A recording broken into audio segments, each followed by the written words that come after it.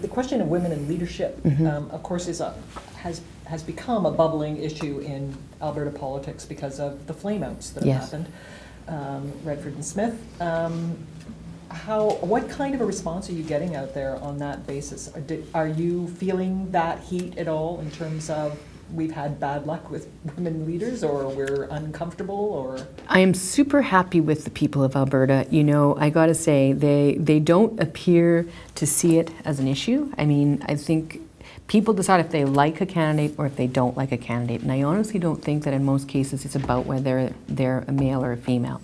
The reason that I made a point of making that an issue and talking about it is because there is some research out there, and of course it's something I've put a lot of thought into because I've been involved in politics since, you know, again, this high, just only like last week, but nonetheless, you know,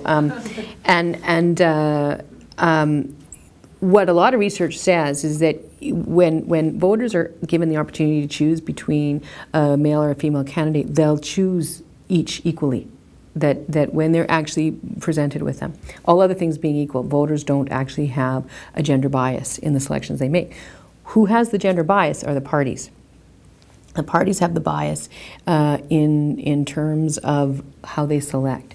And so that's why I sort of took a little bit of ownership and was kind of proud about our slate this time, because we did intentionally do a few things different to make sure that we had more women candidates. Because that way, I think, if we're putting forward a balanced slate, we will probably elect a balanced slate, regardless of how many we elect. And so I think that's important.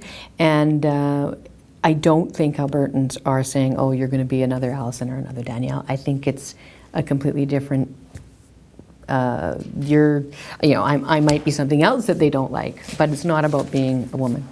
What did you do that was different? Than them? No, you said you did something different. Oh, yes, in terms of recruiting? Yeah. I've found in my own personal experience, this is only anecdotal and it's not a generalization, but I found in my personal experience that it sometimes takes a little bit longer to talk women into running. And so with some of the candidates that I've recruited, I didn't take no as an answer. And I went back at them a few more times and spent some time talking about, you know, the ways we could make sure that it would work, and why they would be good. I think a lot of times, or certainly again in my anecdotal experience, I ran across a lot of women candidates saying I wouldn't be a good candidate. And so I would say to them, listen, it's not about how well you debate or lecture, it's how well you listen. It's not about how well you lead, it's how many friends you have.